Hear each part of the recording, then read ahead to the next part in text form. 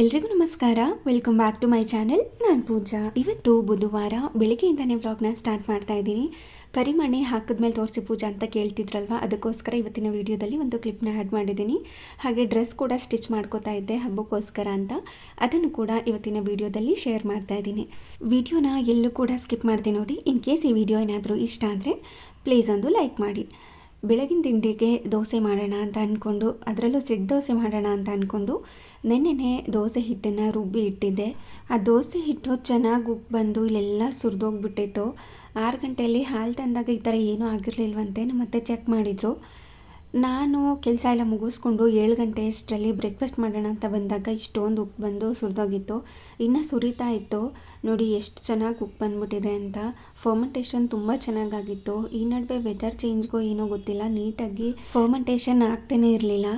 ಇವತ್ತು ನೋಡಿ ಎಷ್ಟೊಂದು ಬಂದ್ಬಿಟ್ಟಿದೆ. ನಾನು ಅದಕ್ಕೇ ಚಿಕ್ಕ ಪಾತ್ರೆಗೆ ಹಾಕಿದ್ದೆ. ನೀಟಾಗಿ ಹಿಂಗಿದ್ರೂ ಫರ್ಮೆಂಟೇಷನ್ ಆಗಲ್ವಲ್ಲ, ನಿಧಾನಕ್ಕೆ ತಾನೇ ಆಗೋದು, ಏನು ಸುರಿದೋಗೋದಿಲ್ಲ ಅಂತ. ಆದರೆ ಇವತ್ತೇ ಈ ಥರ ಆಗಿಬಿಟ್ಟಿತ್ತು.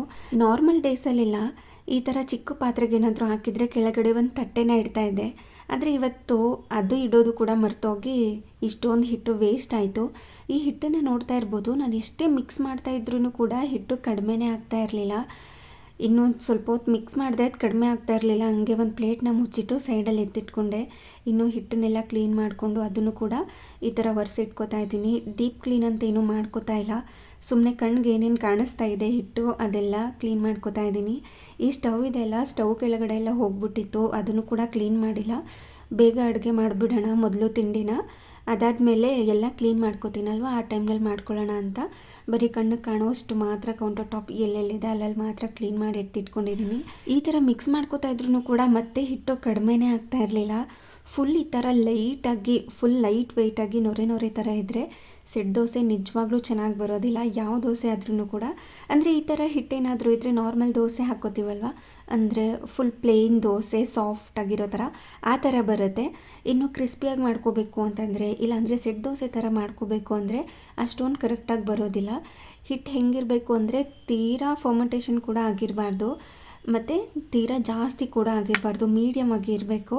ಹಿಟ್ಟು ಎತ್ತಿದ್ರೆ ಸ್ವಲ್ಪ ತೂಕವಾಗಿರಬೇಕು, ಆವಾಗಲೇ ದೋಸೆ ಚೆನ್ನಾಗಿ ಬರೋದು.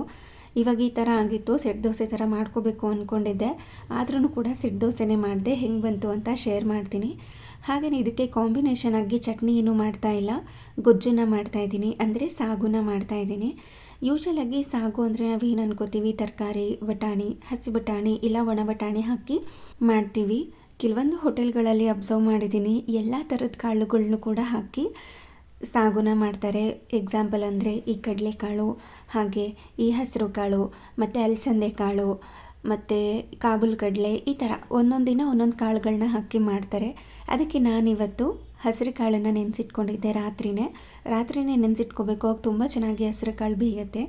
ಅದಕ್ಕೋಸ್ಕರ ನೆನೆಸಿಟ್ಕೊಂಡು ಒಂದು ಕುಕ್ಕರ್ಗೆ ತೊಳೆದಿಟ್ಕೊಂಡಿರುವಂಥ ಹಸಿರು ಕಾಳನ್ನು ಹಾಕಿ ಅದಕ್ಕೆ ಕಟ್ ಮಾಡಿ ಇಟ್ಕೊಂಡಿರುವಂಥ ತರಕಾರಿನೆಲ್ಲ ಸೇರಿಸ್ಕೊತಾ ಇದ್ದೀನಿ. ತರಕಾರಿನೂ ಅಷ್ಟೇ, ಕ್ಯಾರೆಟ್, ಬೀನ್ಸ್ ಮತ್ತು ಆಲೂಗಡ್ಡೆನ ಸೇರಿಸ್ಕೊಂಡಿದ್ದೀನಿ. ಇತ್ತು ಅಂದರೆ ಗೆಡ್ಡೆಕೋಸನ್ನು ಕೂಡ ಸೇರಿಸ್ಕೋಬೋದು. ಹಸಿರು ಕಾಳನ್ನು ಹಾಕಿ ಮಾಡುವಂಥ ಸಾಗು ಕೂಡ ತುಂಬಾ ಚೆನ್ನಾಗಿರುತ್ತೆ. ನಾರ್ಮಲ್ ಆಗಿರೋದಕ್ಕಿಂತ ಸ್ವಲ್ಪ ಡಿಫ್ರೆಂಟಾಗೇ ಇರುತ್ತೆ, ಡಿಫ್ರೆಂಟ್ ಟೇಸ್ಟ್ ಕೂಡ ಇರುತ್ತೆ. ಇವಾಗ ಕ್ಯಾರೆಟ್ನೂ ಕೂಡ ಕಟ್ ಮಾಡ್ಕೊಂಡು ಸೇರಿಸ್ಕೊಂಡಿದ್ದಾಯಿತು. ಇವಾಗ ಬೀನ್ಸ್ನೂ ಕೂಡ ಅದೇ ಥರ ಸಣ್ಣದಾಗಿ ಕಟ್ ಮಾಡಿಕೊಂಡು ಸೇರಿಸ್ಕೊಂಡಿದ್ದೀನಿ. ರುಚಿಗೆ ತಕ್ಕಷ್ಟು ಉಪ್ಪನ್ನ ಸೇರಿಸಿ ಕುಕ್ಕರ್ ಲಿಡ್ನ ಕ್ಲೋಸ್ ಮಾಡಿ ಇದನ್ನು ಬೇಯಿಸ್ಕೋಬೇಕು. ಕಾಳನ್ನೆಲ್ಲ ಆಲ್ರೆಡಿ ನೆನೆಸಿಟ್ಕೊಂಡು ಸೇರಿಸ್ಕೊಂಡಿರೋದ್ರಿಂದ ಬೇಗನೆ ಬೆಂದೋಗ್ಬಿಡುತ್ತೆ. ತರಕಾರಿನೂ ಕೂಡ ಸಣ್ಣದಾಗಿ ಕಟ್ ಮಾಡಿ ಇಟ್ಕೊಂಡಿರ್ತೀವಲ್ವ, ಸೊ ಅದು ಕೂಡ ಬೇಗನೆ ಬೇಯುತ್ತೆ ಅಂತ ಈ ಥರ ನೆನೆಸಿಟ್ಕೊಂಡು ಸೇರಿಸ್ಕೊಳ್ಳೋದು. ಹಾಗೆ ಸಣ್ಣದಾಗಿ ತರಕಾರಿಗಳನ್ನ ಕಟ್ ಮಾಡಿ ಸೇರಿಸ್ಕೊಳ್ಳೋದು. ಅದು ಕೂಗೋ ಅಷ್ಟರಲ್ಲಿ ಸೈಡಲ್ಲಿ ಸಾಗು ಮಾಡ್ಕೊಳ್ಳೋದಕ್ಕೆ ಈರುಳ್ಳಿ, ಟೊಮೆಟೊನೆಲ್ಲ ಕಟ್ ಮಾಡ್ಕೊಂಡು ರೆಡಿ ಮಾಡ್ಕೊತಾ ಇದ್ದೀನಿ. ಹಾಗೆಯೇ ಮಸಾಲೆಗೂ ಕೂಡ ಬೇಕು ಅಲ್ವಾ, ಅದನ್ನು ಕೂಡ ರೆಡಿ ಮಾಡ್ಕೊಳ್ಳೋದು. ಇದನ್ನೆಲ್ಲ ರೆಡಿ ಮಾಡ್ಕೊಳ್ಳೋ ಅಷ್ಟರಲ್ಲಿ ಕುಕ್ಕರ್ ಕೂಡ ಕೂಗಿರುತ್ತೆ, ಅದು ಕೂಡ ಕೂಲಾಗಿರುತ್ತೆ. ಆನಂತರ ನಾವು ಸಾಗುನ ಈಸಿಯಾಗಿ ಮಾಡ್ಕೋಬೋದು ಅಂತ ಈರುಳ್ಳಿ, ಟೊಮೆಟೊನ ಒಂದು ಮೀಡಿಯಮ್ ಸೈಜಲ್ಲಿ ಇರುವಂಥದ್ದನ್ನು ತೊಗೊಂಡಿದ್ದೀನಿ.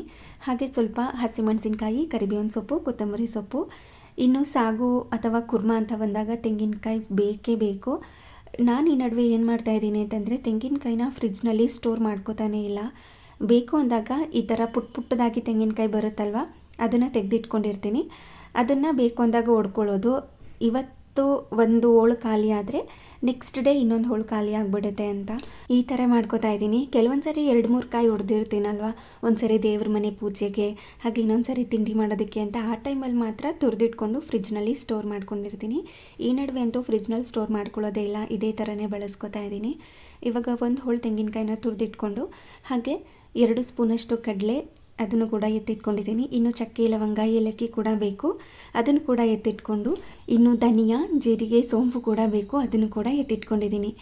ಇವಾಗ ಸಾಗು ಮಾಡ್ಕೊಳ್ಳೋದಕ್ಕೆ ಮಸಾಲೆನ ರುಬ್ಕೋಬೇಕು. ಅದಕ್ಕೋಸ್ಕರ ಅಂತ ಒಂದು ಮಿಕ್ಸಿ ಜಾರ್ನ ಇಟ್ಕೊಂಡು ಅದಕ್ಕೆ 1 ಇಂಚಷ್ಟು ಚಕ್ಕೆ, 2 ಲವಂಗ, 1 ಏಲಕ್ಕಿನ ಸೇರಿಸ್ಕೊಂಡಿದ್ದೀನಿ. ಹಾಗೆಯೇ 1 ಇಂಚಷ್ಟು ಶುಂಠಿನ ಸಿಪ್ಪೆ ತೆಗೆದು ಕಟ್ ಮಾಡಿ ಇಟ್ಕೊಂಡಿದ್ದೀನಿ. 4ರಿಂದ 5 ಇಷ್ಟಲಷ್ಟು ಬೆಳ್ಳುಳ್ಳಿನ ಸಿಪ್ಪೆ ತೆಗೆದು ಸೇರಿಸ್ಕೊಂಡಿದ್ದೀನಿ. 3/4 ಸ್ಪೂನಷ್ಟು ಜೀರಿಗೆ, 1/4 ಸ್ಪೂನ್ಗಿಂತ ಕಡಿಮೆ ಸೋಂಪು, ಹಾಗೆಯೇ ಅರ್ಧ ಸ್ಪೂನಷ್ಟು ಧನಿಯಾನ ಹಾಕಿ 2 ಸ್ಪೂನಷ್ಟು ಕಡಲೆನೂ ಕೂಡ ಈ ಹಂತದಲ್ಲೇ ಸೇರಿಸಿ ತುರಿದಿಟ್ಕೊಂಡಿರುವಂಥ ತೆಂಗಿನಕಾಯಿ ತುರಿನೂ ಕೂಡ ಸೇರಿಸ್ಕೊಂಡಿದ್ದೀನಿ. ನಂತರ ಸ್ವಲ್ಪ ಕರಿಬೇವಿನ ಸೊಪ್ಪು, ಖಾರಕ್ಕೆ ತಕ್ಕಂತೆ ಹಸಿಮೆಣಸಿನಕಾಯಿ, ಅದಾದ ನಂತರ ಸ್ವಲ್ಪ ಕೊತ್ತಂಬರಿ ಸೊಪ್ಪು ಇಷ್ಟನ್ನು ಹಾಕಿ ಇದಕ್ಕೆ ಸ್ವಲ್ಪ ನೀರನ್ನ ಸೇರಿಸ್ಕೊಂಡು ಇದನ್ನು ಸ್ಮೂತಾಗೇ ಪೇಸ್ಟ್ ಮಾಡ್ಕೋಬೇಕು. ತರಿಯಾಗಿರಬಾರ್ದು, ಸ್ಮೂತಾಗೇ ಪೇಸ್ಟ್ ಮಾಡ್ಕೋಬೇಕು. ಹಾಗೆಯೇ ಇದನ್ನೆಲ್ಲ ರೆಡಿ ಮಾಡ್ಕೊಳ್ಳೋ ಅಷ್ಟರಲ್ಲಿ, ಅಂದರೆ ತರಕಾರಿನೆಲ್ಲ ಕಟ್ ಮಾಡಿ ತೆಂಗಿನಕಾಯಿನ ತುರಿದು ಮಸಾಲೆನೆಲ್ಲ ರುಬ್ಕೊಳ್ಳೋ ಅಷ್ಟರಲ್ಲಿ ಕುಕ್ಕರ್ ಕೂಡ ಕೂಗಿ ಪ್ರೆಷರ್ ಕೂಡ ಇಳ್ದಿರುತ್ತೆ. ಇವಾಗ ಓಪನ್ ಮಾಡಿದ್ರೆ ಕಾಳು ಮತ್ತು ತರಕಾರಿ ಎಲ್ಲ ತುಂಬ ಚೆನ್ನಾಗಿ ಬೆಂದಿರುತ್ತೆ. ಅಂದರೆ ತುಂಬ ಮ್ಯಾಶ್ ಆಗೋ ಥರ ಅಲ್ಲ, ತಿನ್ನೋ ಥರ ಇರುತ್ತೆ. ನಾನು ತೋರಿಸ್ತಿದ್ದೀನಲ್ವ, ಈ ಥರ ಬೆಂದಿದ್ರೆ ಚೆನ್ನಾಗಿರುತ್ತೆ ಈ ಸಾಗುಗೆ. ಇವಾಗ ಒಂದು ಬಾಣಲಿನ ಬಿಸಿ ಮಾಡಲಿಕ್ಕೆ ಇಟ್ಕೊಂಡು ಅದಕ್ಕೆ ಸ್ವಲ್ಪ ಎಣ್ಣೆನ ಹಾಕ್ಕೋತಾ ಇದ್ದೀನಿ. ಅದು ಕಾದಾದ ನಂತರ ಸ್ವಲ್ಪ ಜೀರಿಗೆನ ಸೇರಿಸಿ ಅದು ಚಿಟಪಟ ಅಂದಿದ ಮೇಲೆ ಇದಕ್ಕೆ ಸಣ್ಣದಾಗಿ ಕಟ್ ಮಾಡಿ ಇಟ್ಕೊಂಡಿರುವಂತಹ ಈರುಳ್ಳಿ ಇತ್ತಲ್ವ ಅದನ್ನು ಸೇರಿಸ್ಕೋಬೇಕು. ಹಾಗೆಯೇ ಒಗ್ಗರಣೆಗೆ ಸ್ವಲ್ಪ ಕರಿಬೇವಿನ ಸೊಪ್ಪನ್ನು ಕೂಡ ಸೇರಿಸಿ ಇದನ್ನು ಸ್ವಲ್ಪ ಹೊತ್ತು ಫ್ರೈ ಮಾಡಿಕೊಂಡು ಸಣ್ಣದಾಗಿ ಕಟ್ ಮಾಡಿ ಇಟ್ಕೊಂಡಿರುವಂಥ ಟೊಮ್ಯಾಟೊನು ಕೂಡ ಸೇರಿಸಿ ಇದನ್ನು ಇನ್ನೊಮ್ಮೆ ಚೆನ್ನಾಗಿ ಮಿಕ್ಸ್ ಮಾಡಿಕೊಂಡು ಫ್ರೈ ಮಾಡ್ಕೋತಾ ಇದ್ದೀನಿ. ಅದಾದ ನಂತರ ಇದಕ್ಕೆ ರುಬ್ಬಿ ಇಟ್ಕೊಂಡಿರುವಂಥ ಮಸಾಲ ಪೇಸ್ಟನ್ನು ಹಾಕಿ ಮಿಕ್ಸಿ ಜಾರ್ಗೆ ಸ್ವಲ್ಪ ನೀರನ್ನು ಹಾಕಿ ಅದನ್ನು ಕೂಡ ಸೇರಿಸ್ಕೊಂಡಿದ್ದೀನಿ. ತೀರಾ ತೆಳುವಾಗಿ ಮಾಡ್ಕೊಳ್ಳೋದಕ್ಕೆ ಹೋಗಬೇಡಿ, ಈ ಥರ ಗಟ್ಟಿಯಾಗೇ ಇರಲಿ. ಇದನ್ನು ಒಗ್ಗರಣೆನಲ್ಲಿನೇ ಸ್ವಲ್ಪ ಹೊತ್ತು ಮಿಕ್ಸ್ ಮಾಡ್ಕೊಳ್ತಾ ಫ್ರೈ ಮಾಡ್ಕೋಬೇಕು. ನೋಡಿ, ಈ ಥರ ಫ್ರೈ ಮಾಡ್ಕೊಂಡಿದ್ದ ನಂತರ ಇದಕ್ಕೆ ಬೇಯಿಸಿಟ್ಕೊಂಡಿರುವಂತಹ ಕಾಳು ಮತ್ತು ತರಕಾರಿನೆಲ್ಲ ಇದರೊಳಗಡೆ ಸೇರಿಸ್ಕೊತಾ ಇದ್ದೀನಿ. ಬೆಂದಿರುವಂಥ ನೀರನ್ನು ಕೂಡ ಈ ಹಂತದಲ್ಲೇ ಸೇರಿಸ್ಕೊಂಬಿಟ್ಟಿದ್ದೀನಿ. ಸೊ ಹಾಗಾಗಿ ಬೇಯಿಸ್ಕೊಳ್ಳುವಾಗ ಸ್ವಲ್ಪ ನೀರನ್ನು ಕಡಿಮೆನೇ ಹಾಕ್ಕೊಂಡಿರ್ತೀನಿ. ನಂತರ ರುಚಿಗೆ ತಕ್ಕಷ್ಟು ಉಪ್ಪನ್ನ ಸೇರಿಸ್ಕೋಬೇಕು. ತರಕಾರಿ ಬೇಯುವಾಗಲೂ ಕೂಡ ಉಪ್ಪನ್ನು ಹಾಕ್ಕೊಂಡಿರ್ತೀವಿ, ಈ ಹಂತದಲ್ಲಿ ನೋಡ್ಕೊಂಡು ಹಾಕ್ಕೋಬೇಕಾಗತ್ತೆ. ಮತ್ತು ಅದನ್ನು ಚೆನ್ನಾಗಿ ಮಿಕ್ಸ್ ಮಾಡಿ ಒಂದು ಲಿಡ್ಡನ್ನು ಕ್ಲೋಸ್ ಮಾಡಿ ಇದನ್ನು ಕುದಿಸ್ಕೋಬೇಕು. ಇದನ್ನು ಚೆನ್ನಾಗಿ ಕುದಿಸ್ಕೊಂಡಿದ್ದ ನಂತರ ಕೊನೆಯಲ್ಲಿ ಸಣ್ಣದಾಗಿ ಕಟ್ ಮಾಡಿ ಇಟ್ಕೊಂಡಿರುವಂಥ ಕೊತ್ತಂಬರಿ ಸೊಪ್ಪನ್ನು ಹಾಕಿ ಇನ್ನೊಮ್ಮೆ ಚೆನ್ನಾಗಿ ಮಿಕ್ಸ್ ಮಾಡಿಕೊಂಡ್ರೆ ಹಸಿರು ಕಾಳು ಮತ್ತು ತರಕಾರಿ ಹಾಕಿ ಮಾಡಿಟ್ಕೊಂಡಿರೋಂತಹ ತರಕಾರಿ ಸಾಗು ರೆಡಿಯಾಗಿರುತ್ತೆ. ತುಂಬ ರುಚಿಯಾಗಿರುತ್ತೆ. ನಿಮಗೆ ಕಾಳೇನಾದರೂ ಬೇಕು ಅಂದರೆ ಹೆಚ್ಚು ಕಡಿಮೆ ಮಾಡ್ಕೋಬೋದು. ಹಾಗೆ ತರಕಾರಿ ಇನ್ನೂ ಜಾಸ್ತಿ ಬೇಕು ಅಂದರೂ ಕೂಡ ಹಾಕ್ಕೋಬೋದು. ಇದೇ ಕಾಳು ಅಂತಲ್ಲ, ನಾನು ಮೊದಲೇ ಹೇಳಿದೆ ಅಲ್ವಾ, ಅದು ಯಾವುದಾದ್ರೂ ಕಾಳನ್ನು ನೆನೆಸಿಟ್ಕೊಂಡು, ಅಂದರೆ ರಾತ್ರಿನೇ ನೆನೆಸಿಟ್ಕೊಂಡು ಬೆಳಿಗ್ಗೆ ಟೈಮ್ನಲ್ಲಿ ಇದೇ ತರಕಾರಿ ಜೊತೆ ಹಾಕಿ ಮಾಡ್ಕೋಬೋದು. ಆಲ್ಮೋಸ್ಟ್ ಮಾಡೋ ರೀತಿ ಎಲ್ಲ ಒಂದೇ ಇರುತ್ತೆ, ಇನ್ನು ಕಾಳುಗಳು ಮಾತ್ರ ಚೇಂಜ್ ಇರುತ್ತೆ ಅಷ್ಟೇ. ನೋಡಿ, ಒಮ್ಮೆ ಟ್ರೈ ಮಾಡಿ, ನಿಮಗೂ ಕೂಡ ಇಷ್ಟ ಆಗ್ಬೋದು. ನಮ್ಮನೆಯಲ್ಲಿ ಎಲ್ಲರಿಗೂ ಕೂಡ ತುಂಬ ಇಷ್ಟ ಆಯಿತು. ಈ ದೋಸೆಗಿಂತ ಪೂರಿ ತುಂಬ ಚೆನ್ನಾಗಿರುತ್ತೆ ಈ ಸಾಗು ಅಂತ ಹೇಳ್ತಾ ಇದ್ರು. ಪೂರಿ ಜೊತೆನೂ ಕೂಡ ಒಮ್ಮೆ ಟ್ರೈ ಮಾಡಿ. ಇನ್ನು ಸಾಗು ಕಾಂಬಿನೇಷನ್ ಆಗಿ ಏನೇನು ತಿನ್ಬೋದು ಅದಕ್ಕೆಲ್ಲ ಇದು ತುಂಬಾ ಚೆನ್ನಾಗಿರುತ್ತೆ. ಒಮ್ಮೆ ಟ್ರೈ ಮಾಡಿ, ನಿಮಗೂ ಕೂಡ ಇಷ್ಟ ಆಗ್ಬೋದು. ಹಾಗೆ ಹೇಗೆ ಬಂತು ಅಂತ ಕಮೆಂಟ್ ಮಾಡಿ ತಿಳಿಸಿ. ಇನ್ನು ದೋಸೆ ಹಾಕ್ಕೊಳ್ಳೋಣ ಅಂತ ನೋಡ್ತಾ ಇದ್ದೆ, ಹಿಟ್ಟು ಇಳಿತಾನೇ ಇರಲಿಲ್ಲ. ನಾನು ಎಷ್ಟೇ ಮಿಕ್ಸ್ ಮಾಡಿದ್ರೂ ಕೂಡ. ಮತ್ತು ಇನ್ನೇನು ಮಾಡೋದು, ದೋಸೆ ಹಾಕ್ಕೊಳ್ಳೋಣ ಅಂತ ಸ್ಟಾರ್ಟ್ ಮಾಡಿದೆ. ಇದು ಫಸ್ಟ್ ದೋಸೆ, ಇದಕ್ಕೇನೋ ಮೇಲ್ಗಡೆ ಟಾಪಿಂಗ್ಸ್ ಏನೂ ಹಾಕಿರಲಿಲ್ಲ. ಫಸ್ಟ್ ದೋಸೆ ಅಲ್ವಾ, ಹೆಂಗೆ ಬರುತ್ತೆ ನೋಡಿಕೊಂಡು ಆಮೇಲೆ ಹಾಕ್ಕೊಳ್ಳೋಣ ಅಂತ. ಚೆನ್ನಾಗೇನೆ ಬಂತು ಇವತ್ತು. ಕೆಲವೊಂದು ಸಾರಿ ಈ ಥರ ಜಾಸ್ತಿ ಫರ್ಮೆಂಟೇಷನ್ ಆಗಿಬಿಟ್ಟಿದ್ರೆ ಕಲ್ಲಿಗೇನೆ ಕಚ್ಕೊಂಬಿಡುತ್ತೆ ದೋಸೆ, ಅದಕ್ಕೆ ಚೆಕ್ ಮಾಡಿದೆ. ಚೆನ್ನಾಗಿ ಬಂತು, ಅದಕ್ಕೋಸ್ಕರ ಇವಾಗ ಸೆಟ್ ದೋಸೆ ಥರ ಮಾಡ್ಕೋತಾ ಇದ್ದೀನಿ. ಹಿಟ್ಟು ನಾನು ಮೊದಲೇ ಹೇಳಿದಾಗೆ ಜಾಸ್ತಿ ಫರ್ಮೆಂಟೇಷನ್ ಆಗಿದ್ದರೆ ಸೆಟ್ ದೋಸೆ ಸಾಫ್ಟಾಗಿ ಬಂದುಬಿಡುತ್ತೆ, ನಾರ್ಮಲ್ ಸೆಟ್ ದೋಸೆ ಥರ ಬರೋದಿಲ್ಲ. ಆದ್ರೂ ಕೂಡ ಇವತ್ತು ಸೆಟ್ ದೋಸೆ ಥರನೇ ಮಾಡ್ಕೊಂಡಿದ್ದೆ. ಸ್ವಲ್ಪ ಮಂದವಾಗೇ ಹಾಕಿ ಅದ್ರ ಮೇಲೆ ತುರಿದಿಟ್ಕೊಂಡಿರುವಂಥ ಸ್ವಲ್ಪ ಕ್ಯಾರೆಟ್, ಕೊತ್ತಂಬರಿ ಸೊಪ್ಪನ್ನು ಹಾಕಿ ಮೇಲೆ ಸ್ವಲ್ಪ ಎಣ್ಣೆನ ಹಾಕಿ ಒಂದು ಲಿಡ್ಡನ್ನು ಕ್ಲೋಸ್ ಮಾಡಿ ಇದನ್ನು ಬೇಯಿಸ್ಕೋಬೇಕು. ಆವಾಗ ಇದನ್ನು ಫ್ಲಿಪ್ ಮಾಡಿಕೊಂಡು ಇನ್ನೊಂದು ಸೈಡು ಬೇಯಿಸ್ಕೊಳ್ಳೋ ಅಗತ್ಯ ಇರೋದಿಲ್ಲ. ಅದಕ್ಕೋಸ್ಕರ ಲಿಡ್ಡನ್ನು ಕ್ಲೋಸ್ ಮಾಡಿ ಬೇಯಿಸ್ಕೊಂಡಿದ್ದೀನಿ. ನಂತರ ಮತ್ತೆ ಅದೇ ಥರ ಸೆಟ್ ದೋಸೆಗಳನ್ನ ಹಾಕ್ಕೋತಾ ಇದ್ದೀನಿ. ಇದು ಅಷ್ಟೇ ಮಾಡ್ಕೊಳ್ಳೋದು ಬೇಗ ಮಾಡ್ಕೋಬೋದು. ಅಂದರೆ ಮಸಾಲೆ ದೋಸೆ ಆದರೆ ಸ್ವಲ್ಪ ರೋಸ್ಟ್ ಮಾಡ್ಕೊಳ್ಳೋದಕ್ಕೆ ಟೈಮ್ ತೊಗೊಳುತ್ತೆ. ಬಟ್ ಈ ಥರ ನಾರ್ಮಲ್ ದೋಸೆ ಮತ್ತು ಸೆಟ್ ದೋಸೆ ಆದರೆ ಜಾಸ್ತಿ ರೋಸ್ಟ್ ಮಾಡ್ಕೊಳ್ಳೋ ಅಗತ್ಯ ಇಲ್ಲ ಅಲ್ವಾ, ಬೇಗ ಬೇಗ ಮಾಡ್ಕೋಬೋದು. ಕಲರ್ ಕೂಡ ತುಂಬ ಚೆನ್ನಾಗಿ ಬಂದಿತ್ತು, ಅಂದರೆ ಸ್ವಲ್ಪ ರೋಸ್ಟ್ ಆದಾಗ ಒಂಥರ ಗೋಲ್ಡನ್ ಕಲರ್ ಬರುತ್ತಲ್ವ, ಆ ಥರ ಬಂದಿತ್ತು. ತುಂಬ ಚೆನ್ನಾಗಿತ್ತು ಸೆಟ್ ದೋಸೆ ಇವತ್ತು. ಸಾಫ್ಟಾಗಿ, ತುಂಬ ಸಾಫ್ಟಾಗಿತ್ತು. ಅಂದರೆ ನಾರ್ಮಲ್ ಹೋಟೆಲ್ ಸ್ಟೈಲ್ನಲ್ಲಿ ಸೆಟ್ ದೋಸೆ ಬರುತ್ತಲ್ವ, ಆ ಥರ ಇರಲಿಲ್ಲ, ನಾರ್ಮಲ್ ದೋಸೆ ಥರ ಇತ್ತು. ಆದರೆ ಅದನ್ನೇ ಸೆಟ್ ದೋಸೆ ಥರ ಮಾಡ್ಕೊಂಡಿದ್ದೆ ಅಷ್ಟೇ. ಆದರೆ ಸಾಗು ಮಾತ್ರ ತುಂಬ ಚೆನ್ನಾಗಿ ಬಂದಿತ್ತು. ಕನ್ಸಿಸ್ಟೆನ್ಸಿ ನೋಡ್ತಾ ಇರ್ಬೋದು, ತೀರಾ ತೆಳು ಇಲ್ಲ, ಗಟ್ಟಿ ಇಲ್ಲ, ಪರ್ಫೆಕ್ಟ್ ಕನ್ಸಿಸ್ಟೆನ್ಸಿಯಲ್ಲಿ ಇರುತ್ತೆ. ನೀವು ಮಧ್ಯಾಹ್ನ ತನಕ ಇಟ್ಟರೂ ಕೂಡ ಇದು ಗಟ್ಟಿ ಆಗೋದಿಲ್ಲ. ಸೊ ಹಾಗಾಗಿ ಈ ರೀತಿ ಒಮ್ಮೆ ಟ್ರೈ ಮಾಡಿ. ಇನ್ನು ತುಂಬ ಜನ ಕೇಳ್ತಾ ಇದ್ರಿ ಕರಿಮಣಿ ಪೋಣಿಸಿದಾಗ, ಹಾಗೆ ಕರಿಮಣಿಗೆ ಫಿನಿಶಿಂಗ್ ಟಚ್ ಎಲ್ಲ ಕೊಟ್ಟಾಗ ತುಂಬ ಜನ ಕೇಳಿದ್ರಿ ಕರಿಮಣಿ ಹಾಕ್ಕೊಂಡಿಲ್ವಾ, ಹಾಕ್ಕೊಂಡಾಗ ತೋರಿಸಿ ಹೆಂಗೆ ಕಾಣಿಸುತ್ತೆ ನೋಡಬೇಕು ಅಂತ. ಈ ಥರ ಕಾಣಿಸ್ತಾ ಇದೆ ಕರಿಮಣಿ. ಈ ಕ್ಲಿಪ್ನ ಅವತ್ತೇ ತೆಗೆದಿಟ್ಕೊಂಡಿದ್ದೆ, ಬಟ್ ಆ್ಯಡ್ ಮಾಡೋದು ಮರ್ತೋಗಿತ್ತು. ಅದಕ್ಕೆ ಇವತ್ತಿನ ವೀಡಿಯೋದಲ್ಲೇ ಆ್ಯಡ್ ಮಾಡ್ತಾ ಇದ್ದೀನಿ. ಅಂದರೆ ಮಂಗಳವಾರದ ವ್ಲಾಗಲ್ಲೇ ತೆಗೆದಿಟ್ಕೊಂಡಿದ್ದೆ, ಈ ಕ್ಲಿಪ್ನ ಆ್ಯಡ್ ಮಾಡೋದು ಮರ್ತೋಗಿತ್ತು. ಹಾಗಾಗಿ ಇವತ್ತಿನ ವೀಡಿಯೋದಲ್ಲಿ ಆ್ಯಡ್ ಮಾಡ್ತಾ ಇದ್ದೀನಿ. ಈ ಥರ ಕಾಣಿಸ್ತಾ ಇದೆ. ನಾನು 4 ಗುಂಡನ್ನು ಮಾತ್ರ ಈ ಥರ ಹಾಕ್ಕೊಂಡಿರೋದಲ್ವ. ಸೊ ನಮ್ಮ ಕುತ್ತಿಗೆಯಿಂದ, ಅಂದರೆ ಕುತ್ತಿಗೆ ಎಂಡಿರುತ್ತಲ್ವ, ಅಲ್ಲಿಂದ ನಾವು ತಾಳಿ ಹಾಕ್ಕೊಂಡಿರ್ತೀವಲ್ವ, ಅಲ್ಲಿ ತನಕ ಬರುತ್ತೆ.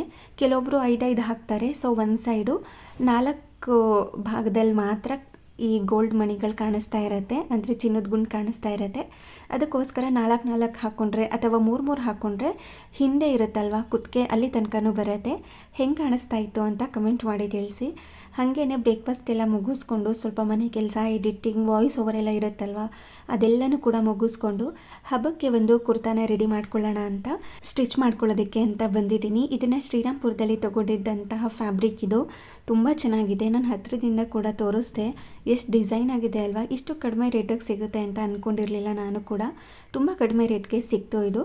ಅದಕ್ಕೆ ಸೇಮ್ ಕಲರಲ್ಲಿ ಥ್ರೆಡ್ಡು ಮತ್ತು ಲೈನಿಂಗ್ ಪೀಸ್ನು ಕೂಡ ತೊಗೊಂಡು ಬಂದಿದ್ದೆ. ಹಾಗೆ ಅಳತೆಗೆ ಅಂತ ಇದೊಂದು ಪರ್ಫೆಕ್ಟ್ ಕುರ್ತಾ. ಇದು ನನಗೆ ಎಲ್ಲ ಕಡೆಯಿಂದ ಫಿಟ್ಟಿಂಗ್ ಕರೆಕ್ಟಾಗಿ ಕೂತ್ಕೊಳ್ಳುತ್ತೆ, ಎಲ್ಲೂ ಹೆಚ್ಚು ಇಲ್ಲ, ಎಲ್ಲೂ ಕಡಿಮೆ ಕೂಡ ಇಲ್ಲ. ಅದಕ್ಕೋಸ್ಕರ ಇದರಳ್ತೆನೇ ಸ್ಟಿಚ್ ಮಾಡ್ಕೊಳ್ಳೋಣ ಅಂತ. ಹಾಗೆ ತುಂಬ ಜನ ಕೇಳ್ತಾಯಿದ್ರಿ ಅಳತೆ ತೊಗೊಂಡು ಸ್ಟಿಚ್ ಮಾಡ್ಕೊಳ್ಳೋ ತೋರಿಸಿ ಅಂತ. ಇವಾಗ ಈ ಕುರ್ತಾ ಅಂದರೆ ಸ್ಲೀವ್ ಎಲ್ಲ ಅಟ್ಯಾಚ್ ಆಗಿರುತ್ತಲ್ವ, ಕಂಕಳು ಭಾಗ, ಅಲ್ಲಿಂದ ಈ ಎಂಡಿಂದ ಈ ಎಂಡ್ ತನಕ ಅಳತೆ ಮಾಡ್ಕೋಬೇಕು. ಇಲ್ಲಿ 18 ಬರ್ತಾ ಇದೆ. ನಾರ್ಮಲ್ ಆಗಿ ನಾವು ಬ್ಲೌಸ್ನ ಸ್ಟಿಚ್ ಮಾಡ್ಕೊಳ್ಳುವಾಗ ಸ್ವಲ್ಪ ಟೈಟೇ ಇರುತ್ತೆ, ಕುರ್ತಾ ಸ್ವಲ್ಪ ಲೂಸೇ ಇರುತ್ತೆ. 34 ಸೈಜ್ ಇದ್ರೂ ಕೂಡ ನಾವು ಇಲ್ಲಿ 18 ಅಂತಲೇ ತೊಗೋಬೇಕಾಗತ್ತೆ. ಇಲ್ಲಿ ಅಳತೆ ಮಾಡ್ಕೊಳ್ಳಿ ಎಷ್ಟು ಬರುತ್ತೆ ಅಂತ ನೋಡ್ಕೊಳ್ಳಿ.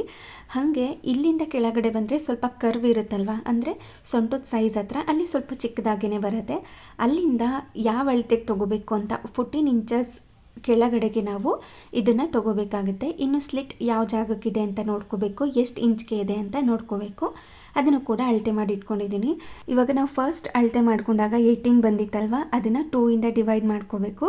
ಸೊ ನಮಗೆ 9 ಇಂಚಸ್ ಅಷ್ಟು ಬರುತ್ತೆ.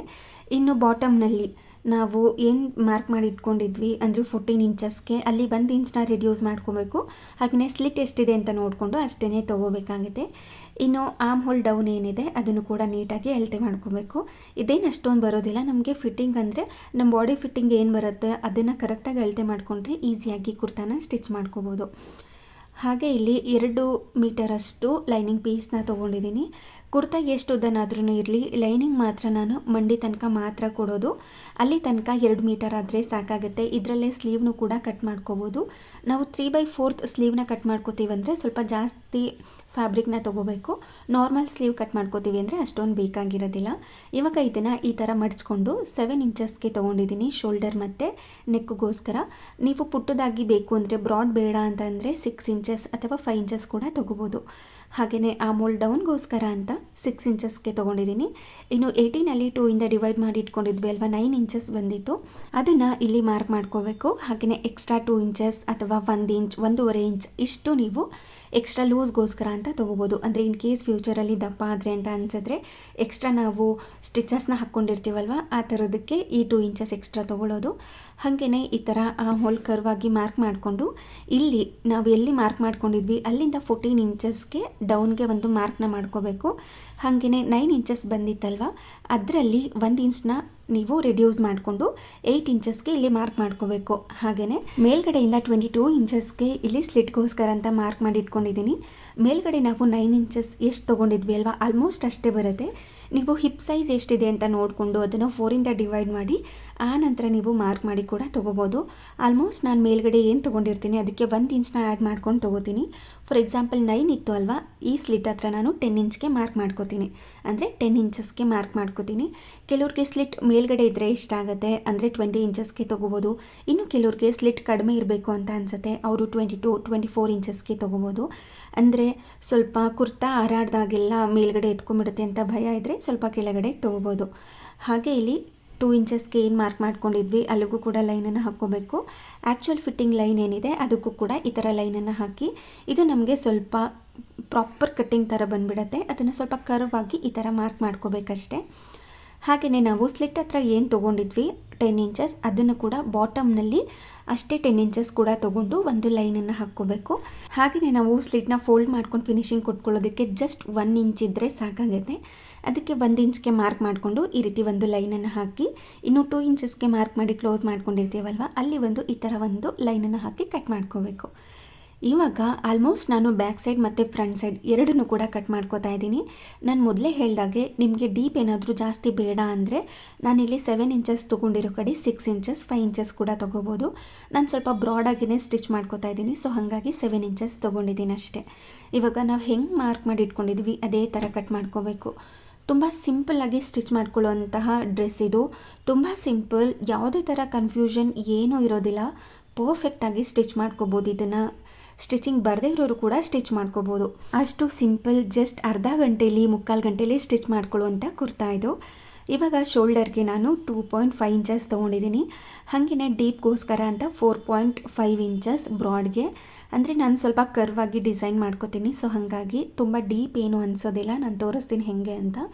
ಈ ಥರ ಒಂದು 5 ಇಂಚಸ್ 6 ಇಂಚಸ್ಗೆ ಒಂದು ಮಾರ್ಕ್ನ ಮಾಡಿ ಅದರಲ್ಲಿ 1 ಇಂಚ್ನ ರೆಡ್ಯೂಸ್ ಮಾಡಿ ಒಂದು ಲೈಟಾಗಿ ವಿ ಥರ ಮಾರ್ಕ್ ಮಾಡಿ ಇಟ್ಕೊಂಡಿದ್ದೀನಿ. ಅದಾದಮೇಲೆ ಇದನ್ನು ಇದೇ ಥರ ಇಟ್ಕೊಳ್ಳೋದಿಲ್ಲ, ಇದೇ ಥರ ಇಟ್ಕೊಂಡ್ರೆ ಸ್ವಲ್ಪ ಬ್ರಾಡ್ ಅನಿಸುತ್ತೆ. ಅದಕ್ಕೋಸ್ಕರ ಈ ಸೈಡ್ಸಲ್ಲಿ ಏನಿದೆ ಅಲ್ಲಿ ಸ್ವಲ್ಪ ರೌಂಡಾಗಿ ಮಾರ್ಕ್ ಮಾಡ್ಕೋತೀನಿ. ಆವಾಗ ಜಾಸ್ತಿ ಬ್ರಾಡ್ ಅಂತಲೂ ಅನಿಸೋದಿಲ್ಲ, ತುಂಬ ನೀಟಾಗಿ ಕೂತ್ಕೊಳ್ಳುತ್ತೆ, ಬ್ಯೂಟಿಫುಲ್ಲಾಗಿ ಕೂಡ ಕಾಣಿಸುತ್ತೆ.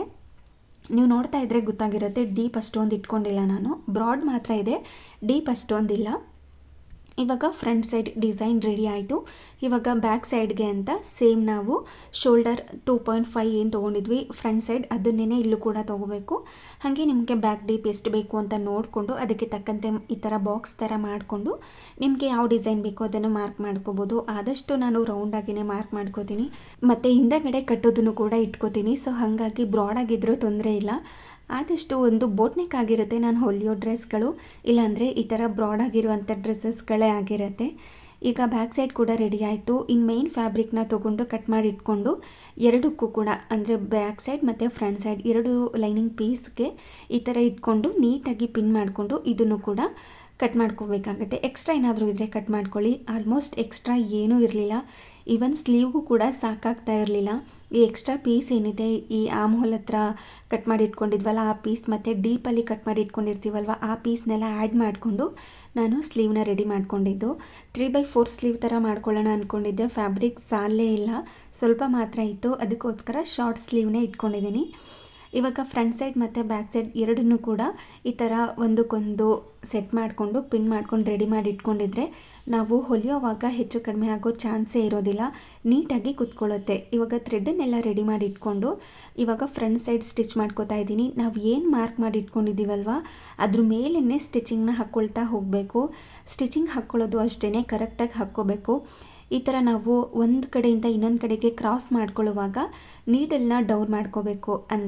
ಅಂದರೆ ಈ ಥರ ವಿ ಥರ ಎಲ್ಲ ಮಾರ್ಕ್ ಮಾಡ್ಕೊಂಡಿರ್ತೀವಲ್ವ, ಒಂದು ಮೂಲೆ ಅಂತ ಬರುತ್ತಲ್ವ ಅಲ್ಲಿಗೆ ನಾವು ನೀಡಲ್ನ ಬಟ್ಟೆ ಮೇಲೆ ಇಳಿಸಿ ಆನಂತರ ಕ್ರಾಸ್ ಮಾಡಿಕೊಂಡ್ರೆ ಫಿನಿಶಿಂಗ್ ತುಂಬ ಚೆನ್ನಾಗಿ ಬರುತ್ತೆ. ಹೊಲಿಯೋರಿಗೆ ಗೊತ್ತಿರುತ್ತೆ, ಒಂದು ಸಾರಿ ಹೊಲಿದ್ರೆ ನಿಮ್ಗೆ ಈಸಿಯಾಗಿ ಗೊತ್ತಾಗ್ಬಿಡುತ್ತೆ. ಅಷ್ಟು ಈಸಿಯಾಗಿ ನಮ್ಮ ಡ್ರೆಸ್ಗಳನ್ನ ನಾವೇ ಡಿಸೈನ್ ಮಾಡ್ಕೋಬೋದು. ತುಂಬ ಸಿಂಪಲ್. ನಾನು ತೋರಿಸಿದ್ದೀನಲ್ವ, ನಿಮಗೆಲ್ಲ ಅರ್ಥ ಆಗಿದೆ ಅಂತ ಅಂದ್ಕೊಂಡಿರ್ತೀನಿ. ಒಮ್ಮೆ ಮನೆಯಲ್ಲಿ ಟ್ರೈ ಮಾಡಿ. ಇಲ್ಲ ಅಂದರೂ ಪರವಾಗಿಲ್ಲ, ಯಾವುದಾದ್ರೂ ಹಳೆ ಸೀರೆ ಇದ್ದರೆ ಅದನ್ನು ಕೈಯಿಂದಾನೇ ಸ್ಟಿಚಿಂಗ್ನ ಹಾಕಿ, ಒಂದು ಸಿಂಪಲ್ ಸ್ಟಿಚಿಂಗ್ನ ಹಾಕಿ ನೀವು ವೇರ್ ಮಾಡಿ ನೋಡಿ, ತುಂಬ ಚೆನ್ನಾಗಿ ಕಾಣಿಸುತ್ತೆ. ಆಮೇಲೆ ನೀವು ಮಿಷಿನ್ ತೊಗೊಂಡು ಹೊಲಿಬೋದು. ಇವಾಗ ನಾನು ಹೆಂಗೆ ಕಟ್ ಮಾಡಿದ್ದೆ ಅಲ್ವಾ, ಅಂದರೆ ಹೆಂಗೆ ಹೊಲಿದಿದ್ದೆ ಅಲ್ವಾ ಅದನ್ನು ಕಟ್ ಮಾಡಿ ಅದನ್ನು ಉಲ್ಟಾ ಮಾಡಿ ಮತ್ತು ಇದಕ್ಕೆ ಸ್ಟಿಚಿಂಗ್ನ ಹಾಕ್ಕೊಂಡ್ರೆ ಈ ಥರ ನೆಕ್ ಡಿಸೈನ್ ಬರುತ್ತೆ. ಹಾಗೆಯೇ ಇನ್ನು ಸೈಡ್ಸಲ್ಲೆಲ್ಲ ಈ ರೀತಿ ಮೇನ್ ಫ್ಯಾಬ್ರಿಕ್ ಮತ್ತು ಲೈನಿಂಗ್ ಫ್ಯಾಬ್ರಿಕ್ಗೆ ಈ ಥರ ಸ್ಟಿಚಸ್ನ ಹಾಕಿ ಅಟ್ಯಾಚ್ ಮಾಡ್ಕೊಂಡ್ಬಿಡ್ತೀನಿ. ಅದಾದಮೇಲೆ ಎಕ್ಸ್ಟ್ರಾ ಪೀಸಸ್ ಇದ್ದರೆ ಕಟ್ ಮಾಡಿ ತೆಗೆದುಬಿಡೋದು. ಫ್ರಂಟ್ ಸೈಡ್ ಯಾವ ರೀತಿ ರೆಡಿ ಮಾಡಿ ಇಟ್ಕೊಂಡಿದ್ವಿ, ಬ್ಯಾಕ್ ಸೈಡ್ ಕೂಡ ಅದೇ ರೀತಿ ರೆಡಿ ಮಾಡ್ಕೋಬೇಕು. ಇನ್ನು ಲೈನಿಂಗ್ ಪೀಸ್ನ ಫೋಲ್ಡ್ ಮಾಡ್ಕೋಬೇಕು ಒಳಗಡೆಗಾದಂಗೆ. ಇನ್ನು ಮೇನ್ ಫ್ಯಾಬ್ರಿಕ್ ಕೂಡ ಕೊನೆಯಲ್ಲಿ ಫಿನಿಶಿಂಗ್ ಕೊಟ್ಕೋಬೇಕು ಈ ಥರ ಫೋಲ್ಡ್ ಮಾಡಿಕೊಂಡು. ಇನ್ನು ಇದಕ್ಕೆ ನಾನು ಡೋರಿನ ಹಾಕ್ಕೋತಾ ಇದ್ದೀನಿ. ಸೇಮ್ ಕಲರ್ ಡೋರಿನ ಹಾಕ್ಕೋತಾ ಇಲ್ಲ, ಗೋಲ್ಡ್ ಕಲರ್ ಡೋರಿನ ತೊಗೊಂಡಿದ್ದೀನಿ. ಅದರಲ್ಲೂ ಕೂಡ ಚಿಕ್ಕದು ಪುಟಾಣಿ ಥರ ಇರುವಂಥ ಡೋರಿನ ತೊಗೊಂಡಿದ್ದೀನಿ. ಈ ಡೋರಿಗೆ ಲಟ್ಕನ್ ಕೂಡ ತುಂಬ ಏನು ಗ್ರ್ಯಾಂಡಾಗಿ ಏನು ಮಾಡ್ಕೋತಾ ಇಲ್ಲ, ತುಂಬ ಸಿಂಪಲಾಗಿ ಮಾಡ್ಕೋತಾ ಇದ್ದೀನಿ. ಆಲ್ರೆಡಿ ಈ ಕುರ್ತಾ ಪೀಸ್ ಮೇಲೇ ಈ ಥರ ಎಂಬ್ರಾಯ್ಡ್ರಿ ಡಿಸೈನ್ ಇರೋದ್ರಿಂದ ಜಾಸ್ತಿ ಡಿಸೈನ್ ಮಾಡಿಕೊಂಡ್ರೆ ಚೆನ್ನಾಗಿರೋದಿಲ್ಲ. ಇನ್ನು ಸೇಮ್ ಕಲರಲ್ಲೇ ಹಾಕ್ಕೋತಾ ಇರೋದು ಯಾಕೆ ಅಂತಂದರೆ ಯಾವುದಕ್ಕಾದ್ರೂ ಮಿಕ್ಸ್ ಮ್ಯಾಚ್ ಮಾಡ್ಕೋಬೋದು ಅಂತ. ಇನ್ ಕೇಸ್ ನಾವು ಲಟ್ಕನ್ ಏನಾದ್ರೂ ಸೇಮ್ ಪ್ಯಾಂಟ್ ಕಲರೇ ಕೊಟ್ಕೊಂಡ್ಬಿಟ್ರೆ ಏನಾಗ್ಬಿಡುತ್ತೆ ಅಂದರೆ ಒಂದೇ ಪ್ಯಾಂಟ್ ಜೊತೆ ಪೇರ್ ಮಾಡಬೇಕಾಗುತ್ತೆ, ನಾವು ಮಿಕ್ಸ್ ಮ್ಯಾಚ್ ಮಾಡ್ಕೊಳ್ಳೋದಕ್ಕಾಗೋದಿಲ್ಲ. ಅದಕ್ಕೋಸ್ಕರ ಈ ಥರ ಏನಾದ್ರೂ ಸೆಪ್ರೇಟಾಗಿ ಕುರ್ತಾಗಳನ್ನ ಸ್ಟಿಚ್ ಮಾಡ್ಕೋತಿದ್ರೆ ಆಲ್ಮೋಸ್ಟ್ ಸೇಮ್ ಕಲರಲ್ಲೇ ಡಿಸೈನ್ ಮಾಡ್ಕೊಂಡಿರ್ತೀನಿ. ಸೊ ಅವಾಗ ಏನಾಗುತ್ತೆ ಅಂತಂದರೆ ನಾವು ಯಾವುದಕ್ಕಾದ್ರೂ ಮಿಕ್ಸ್ ಮ್ಯಾಚ್ ಮಾಡ್ಕೋಬೋದು. ಫಾರ್ ಎಕ್ಸಾಂಪಲ್ ವೈಟ್ ಕಲರ್ ಜೊತೆ ಮಿಕ್ಸ್ ಮ್ಯಾಚ್ ಮಾಡ್ಕೋಬೋದು, ಬೇಬಿ ಪಿಂಕ್ ಕಲರ್ ಜೊತೆ, ಹಾಗೆಯೇ ಲೈಟ್ ಕಲರ್ ಪೇಸ್ಟಲ್ ಕಲರ್ ಯಾವುದಾದ್ರೂ ಇದ್ದರೆ ಅದ್ರ ಜೊತೆ ಎಲ್ಲ ನಾವು ಪೇರ್ ಮಾಡ್ಕೋಬೋದು ಅಂತ ನಾನು ಸೇಮ್ ಕಲರಲ್ಲೇ ಲಟ್ಕನ್ನ ಕೊಟ್ಕೊಂಡಿರ್ತೀನಿ. ಹಾಗೆಯೇ ಈ ಥರ ಡೋರಿನ ಅಟ್ಯಾಚ್ ಮಾಡ್ಕೊಳ್ಳುವಾಗ 2.5 ಇಂಚಸ್ಗೆ ಮಾರ್ಕ್ ಮಾಡಿಕೊಂಡು ಎರಡೂ ಸೈಡು ಕೂಡ ಕರೆಕ್ಟಾಗಿ ಅಳತೆ ಮಾಡಿಕೊಂಡು ಡೋರಿನ ಅಟ್ಯಾಚ್ ಮಾಡ್ಕೋತೀನಿ. ತುಂಬ ಚೆನ್ನಾಗಿ ಕಾಣಿಸ್ತಾ ಇತ್ತು. ಈ ಗೋಲ್ಡ್ ಕಲರ್ ಕೊಟ್ಟಿದ್ದೆ ಅಲ್ವಾ ಡೋರಿನ, ತುಂಬ ಚೆನ್ನಾಗಿ ಕಾಣಿಸ್ತಾ ಇತ್ತು. ಸೇಮ್ ಕಲರ್ ಕೊಟ್ಟಿದ್ರೆ ಅಷ್ಟು ಚೆನ್ನಾಗಿ ಕಾಣಿಸ್ತಾ ಇತ್ತೋ ಇಲ್ವೋ, ಈ ಥರ ಗೋಲ್ಡ್ ಕಲರ್ ಕೊಟ್ಟಿದ್ರಿಂದ ಚೆನ್ನಾಗಿ ಕಾಣಿಸ್ತಾ ಇತ್ತು. ಇನ್ನು ಈ ಥರ ಒಂದ್ರ ಮೇಲೆ ಒಂದು ಪೀಸ್ನ ಇಟ್ಕೊಂಡು ಶೋಲ್ಡರ್ನ ಅಟ್ಯಾಚ್ ಮಾಡಿಕೊಂಡು ಸ್ಲೀವ್ನು ಕೂಡ ಅಟ್ಯಾಚ್ ಮಾಡ್ಕೋತಾ ಇದ್ದೀನಿ. ಆಲ್ರೆಡಿ ಸ್ಲೀವ್ನ ಹೆಂಗೆ ಕಟ್ ಮಾಡ್ಕೊಳ್ಳೋದು ಅಂತ ಶೇರ್ ಮಾಡಿದ್ದೀನಿ, ಹಾಗಾಗಿ ಇವತ್ತಿನ ವಿಡಿಯೋದಲ್ಲಿ ಶೇರ್ ಮಾಡ್ತಾ ಇಲ್ಲ ಅಷ್ಟೇ. ಇವಾಗ ಸ್ಲೀವ್ ಕೂಡ ಅಟ್ಯಾಚ್ ಆದಮೇಲೆ ಈ ಥರ ಉಲ್ಟಾ ಮಾಡಿಕೊಂಡು ಸ್ಲೀವ್ ಲೂಸ್ ಎಷ್ಟು ಬೇಕು ಅಂತ ಕರೆಕ್ಟಾಗಿ ಮಾರ್ಕ್ ಮಾಡಿಕೊಂಡು ಹಾಗೆಯೇ ನಾವು ಮಾರ್ಕ್ ಮಾಡಿ ಇಟ್ಕೊಂಡಿರ್ತೀವಲ್ವ ಅಲ್ಲಿ ತನಕ ಇದನ್ನು ಸ್ಟಿಚಿಂಗ್ನ ಹಾಕ್ಕೋಬೇಕು. ಸ್ಟಿಚಿಂಗ್ ಹಾಕ್ಕೊಳ್ಳುವಾಗ ನಾವು ಮಾರ್ಕ್ ಮಾಡಿ ಇಟ್ಕೊಂಡಿರೋ ಕಡೆ ಮಾತ್ರ ಸ್ಟಿಚಿಂಗ್ನ ಹಾಕ್ಕೋಬೇಕು, ಅಂದರೆ ಕಂಪ್ಲೀಟಾಗಿ ಬಂದು ಕ್ಲೋಸ್ ಮಾಡ್ಕೋಬಾರ್ದು. ನಾನು ತೋರಿಸಿದ್ದೀನಿ ಯಾವ ಥರ ಅಂತ, ಅದೇ ಥರ ಸ್ಟಿಚಿಂಗ್ನ ಹಾಕ್ಕೊಳ್ಳಿ. ಅದಾದಮೇಲೆ ಎರಡು ಸೈಡು ಕೂಡ ಅದೇ ಥರ ಹಾಕಿ ನಂತರ ಇವಾಗ ಫಿನಿಶಿಂಗ್ ಕೊಟ್ಕೋತಾ ಇದ್ದೀನಿ ಸ್ಲಿಟ್ ಹತ್ರ. ತುಂಬ ಜನಕ್ಕೆ ಸ್ಲಿಟ್ ಕೊಟ್ಕೊಳ್ಳೋದಕ್ಕೆ ಬರೋದಿಲ್ಲ, ನಾನು ಹೇಗೆ ಅಂತ ತೋರಿಸ್ತೀನಿ. ಕೆಳಗಡೆಯಿಂದ ಫೋಲ್ಡ್ ಮಾಡ್ಕೊಂಡು ಸ್ಟಿಚ್ ಮಾಡ್ಕೊಂಡು ಬರಬೇಕು. ಇನ್ನು ಎಂಡಲ್ಲಿ ಈ ಥರ ಬಂದು ಕ್ಲೋಸ್ ಮಾಡ್ಕೋಬೇಕು. ಇದನ್ನು ನಿಧಾನವಾಗಿ ನೋಡ್ಕೊಳ್ಳಿ, ನಾನು ಯಾವ ಥರ ಸ್ಟಿಚ್ ಮಾಡ್ಕೋತಾ ಇದ್ದೀನಿ ಅಂತ ತೋರಿಸ್ತೀನಿ. ಈ ಥರ ಒಂದು ಸೈಡ್ ಹಾಕ್ಕೊಳ್ಳೋವಾಗ ಇನ್ನೊಂದು ಸೈಡನ್ನ ನಾವು ಫೋಲ್ಡ್ ಮಾಡ್ಕೊಂಡ್ಬಿಡ್ಬೇಕು, ಆವಾಗ ನೀಟಾಗಿ ಫಿನಿಶಿಂಗ್ ಅನ್ನೋದು ಬರುತ್ತೆ, ಎಲ್ಲೂ ಕೂಡ ಹೆಚ್ಚು ಕಡಿಮೆ ಆಗೋದಿಲ್ಲ. ಯಾರಿಗಾದ್ರೂ ಈ ಸ್ಲಿಟ್ನ ಪರ್ಫೆಕ್ಟಾಗಿ ಸ್ಟಿಚ್ ಮಾಡ್ಕೊಳ್ಳೋದನ್ನು ತೋರಿಸಿ ಅಂತಂದರೆ ಇನ್ನೊಂದು ಸಪ್ರೇಟಾಗಿ ವಿಡಿಯೋ ಮಾಡ್ತೀನಿ. ಎಲ್ಲೂ ಕೂಡ ಹೆಚ್ಚು ಕಡಿಮೆ ಆಗೋದು ಮತ್ತು ರಿಂಕಲ್ಸ್ ಬರೋದು ಆ ಥರ ಎಲ್ಲ ಬರೋದೇ ಇಲ್ಲ, ಪರ್ಫೆಕ್ಟಾಗಿ ಸ್ಟಿಚ್ ಮಾಡ್ಕೋಬೋದು. ಇವಾಗ ಆಲ್ಮೋಸ್ಟ್ ಎಲ್ಲ ಕೂಡ ಕಂಪ್ಲೀಟಾಗಿ ಕುರ್ತಾ ಸ್ಟಿಚ್ ಆಯಿತು. ಫೋಲ್ಡ್ ಮಾಡಿ ಕೂಡ ತೋರಿಸ್ತೀನಿ. ಎಲ್ಲೋ ಹೊರಗಡೆಯಿಂದ ತೊಗೊಂಡು ಬಂದಿರುವಂಥ ಕುರ್ತಾ ಅಥವಾ ಯಾರ ಹತ್ರನೋ ಸ್ಟಿಚ್ ಮಾಡಿಸಿಟ್ಕೊಂಡಿರುವಂಥ ಕುರ್ತಾ ಥರ ಅನ್ನಿಸ್ತಾ ಇತ್ತು, ಅಷ್ಟು ಚೆನ್ನಾಗಿ ಕಾಣಿಸ್ತಾ ಇತ್ತು. ಫಿಟ್ಟಿಂಗ್ ಕೂಡ ಅಷ್ಟೇ ಪರ್ಫೆಕ್ಟಾಗಿ ಬಂದಿತ್ತು. ನಾನು ಹಬ್ಬಕ್ಕೆ ವೇರ್ ಮಾಡಿದಾಗ ತೋರಿಸ್ತೀನಿ ಯಾವ ಥರ ಅಂತ. ಇದಕ್ಕೆ ಪ್ಯಾಂಟ್ ನಾನು ಸಿಗರೆಟ್ ಪ್ಯಾಂಟ್ ಇಲ್ಲ ಅಂತಂದರೆ ವೈಟ್ ಕಲರ್ ಲೆಗ್ಗಿನ್ಸ್ ವೇರ್ ಮಾಡೋಣ ಅಂತ ಅಂದ್ಕೊಂಡಿದ್ದೀನಿ. ನಿಮಗೆ ಇದಕ್ಕೆ ಯಾವ ಕಲರ್ ಚೆನ್ನಾಗಿ ಕಾಣಿಸುತ್ತೆ ಅಂತ ಕಮೆಂಟ್ ಮಾಡಿ ತಿಳಿಸಿ. ನೋಡಿ ಫೋಲ್ಡ್ ಮಾಡಿದ್ಮೇಲೆ ಈ ಥರ ಕಾಣಿಸ್ತಾ ಇತ್ತು, ನಿಜವಾಗ್ಲೂ ಪರ್ಫೆಕ್ಟಾಗಿ ಬಂದಿತ್ತು, ತುಂಬಾ ಚೆನ್ನಾಗಿ ಕಾಣಿಸ್ತಾ ಇತ್ತು. ಇವಾಗ ಇದನ್ನೆಲ್ಲ ಫೋಲ್ಡ್ ಮಾಡ್ಕೊಂಡು ಎತ್ತಿಟ್ಕೊಂಡಿದ್ದಾಯಿತು. ಇನ್ನೇನು ಹಬ್ಬ ಸ್ಟಾರ್ಟ್ ಆಗ್ತಾ ಇದೆ, ಹೊಲಿಯೋದಕ್ಕೆ ಟೈಮೇ ಸಿಗೋದಿಲ್ಲ. ನಾವು ಈ ಹಬ್ಬಕ್ಕೆ ಕ್ಲೀನಿಂಗ್ ಮಾಡ್ತೀವಿ, ಅಂದರೆ ಬಳಕ ತೆಗಿತೀವಿ ಅಂತ ಹೇಳ್ತೀವಿ. ನಮ್ಮನೆ ದೇವ್ರಿಗೆ ನಾವು ಗೌರಿ ಹಬ್ಬಕ್ಕೆ ಬಳಕ ತೆಗೆಯೋದು, ಅಂದರೆ ಕಂಪ್ಲೀಟಾಗಿ ಮನೆಯೆಲ್ಲ ಕ್ಲೀನ್ ಮಾಡೋದು ಅಂತ. ಡೀಪ್ ಕ್ಲೀನೇ ಇರುತ್ತೆ ಆಲ್ಮೋಸ್ಟ್. ಮೇಲ್ಗಡೆ ಸಜ್ಜೆ ಮೇಲಿರುವಂಥ ಪಾತ್ರೆನೆಲ್ಲ ಇಳಿಸಿ ಅದನ್ನೆಲ್ಲ ತೊಳಿಬೇಕು. ಇನ್ನು ಬೆಡ್ಶೀಟ್ಗಳು ಯೂಸ್ ಮಾಡದೇ ಇರುವಂಥ ಬೆಡ್ಶೀಟ್ಗಳಿದ್ರೂ ಕೂಡ ಅದನ್ನೆಲ್ಲ ವಾಶ್ ಮಾಡಬೇಕು, ಬಟ್ಟೆಗಳೆಲ್ಲ ವಾಶ್ ಮಾಡಬೇಕು. ಏನಿದೆ ಹೊಸ ಬಟ್ಟೆಗಳು ಅದೆಲ್ಲ ಬಿಟ್ಟು ಮಿಕ್ಕೊಂಡಿರುವಂಥ ಅದೆಲ್ಲ ವಾಶ್ ಮಾಡಬೇಕು. ತುಂಬ ಜನಕ್ಕೆ ಗೊತ್ತಿರುತ್ತೆ, ತುಂಬ ಜನದ ಮನೆಯಲ್ಲಿ ಈ ಹಬ್ಬಕ್ಕೆ ಬಳಕ ತೆಗಿತಾರೆ. ನಾವು ಕೂಡ ಹಾಗೇ ಕ್ಲೀನಿಂಗ್ ಕೂಡ ಸ್ಟಾರ್ಟ್ ಮಾಡಬೇಕು. ಇನ್ನೇನು 1 ವೀಕ್ ಇರೋ ಕಡೆ ಕ್ಲೀನಿಂಗ್ ಸ್ಟಾರ್ಟ್ ಆದಮೇಲೆ ನಮ್ಮ ಮನೆಯಲ್ಲಿ ಯಾವುದೇ ಥರ ಪೂಜೆ ಗೀಜೆ ಏನೂ ಇರೋದಿಲ್ಲ, ಡೈಲಿ ಪೂಜೆ ಕೂಡ ಇರೋದಿಲ್ಲ. ನಾವು ಯಾವಾಗ ಕ್ಲೀನಿಂಗ್ ಸ್ಟಾರ್ಟ್ ಮಾಡ್ತೀವಿ ಆ ನೆಕ್ಸ್ಟು ಪೂಜೆ ಡೆಡಿಕೇಟೆಡ್ ಆಗಿ ನಮ್ಮ ಮನೆ ದೇವ್ರಿಗೆ ಇರುತ್ತೆ. ಸೊ ಹಾಗಾಗಿ ಪೂಜೆ ಏನೂ ಇರೋದಿಲ್ಲ, ಆ ಥರ ಮನೆ ಕ್ಲೀನಿಂಗ್ನ ಸ್ಟಾರ್ಟ್ ಮಾಡ್ಕೊಳ್ಳೋದು. ಅದಕ್ಕೋಸ್ಕರ ಇವತ್ತೇನೆ ನೀಟಾಗಿ ಎಲ್ಲ ಹೊಲಿದಿಟ್ಕೊಳ್ಳೋದಿದ್ರೆ ಅಥವಾ ಏನಾದ್ರೂ ಎಕ್ಸ್ಟ್ರಾ ಕೆಲಸಗಳಿದ್ದರೆ ನೀಟಾಗಿ ಕ್ಲೀನ್ ಮಾಡಿಕೊಂಡು ಹೊಲಿದಿಟ್ಕೊಂಬಿಡೋಣ ಅಂತ ರೆಡಿ ಮಾಡ್ಕೋತಾ ಇದ್ದೆ. ಇವತ್ತು ಒಂದು ಕುರ್ತಾನ ರೆಡಿ ಮಾಡಿದ್ದಾಯಿತು. ಇನ್ನು ನಮ್ಮ ಅತ್ತೆ ಸೀರೆ ಇದೆ, ನಮ್ಮ ಅತ್ತಿಗೆ ಸೀರೆ ಇದೆ, ನನ್ನ ಸೀರೆ ಇದೆ. ಅದಕ್ಕೆಲ್ಲ ಬ್ಲೌಸಸ್ನ ಸ್ಟಿಚ್ ಮಾಡಬೇಕು. ಅದನ್ನು ಕೂಡ ನಾಳಿದ್ರಲ್ಲಿ ಮುಗಿಸ್ಕೊಂಡ್ಬಿಟ್ರೆ ಇನ್ನು ಕ್ಲೀನಿಂಗ್ ಸ್ಟಾರ್ಟ್ ಮಾಡ್ಕೊಳ್ಳೋದು. ಕ್ಲೀನಿಂಗ್ ಸ್ಟಾರ್ಟ್ ಮಾಡಿದ್ರೆ ಗೊತ್ತೇ ಇದೆ ಎಷ್ಟು ಕೆಲಸ ಇರುತ್ತೆ ಅಂತ. ಅದಕ್ಕೇ ಒಂದೊಂದೇ ಹೊಲಿದು ರೆಡಿ ಮಾಡ್ಕೋತಾ ಇದ್ದೀನಿ. ಅಷ್ಟರಲ್ಲಿ ನಮ್ಮ ಅತ್ತೆ ಕೂಡ ಟೀ ಮಾಡಿಟ್ಟಿದ್ರು.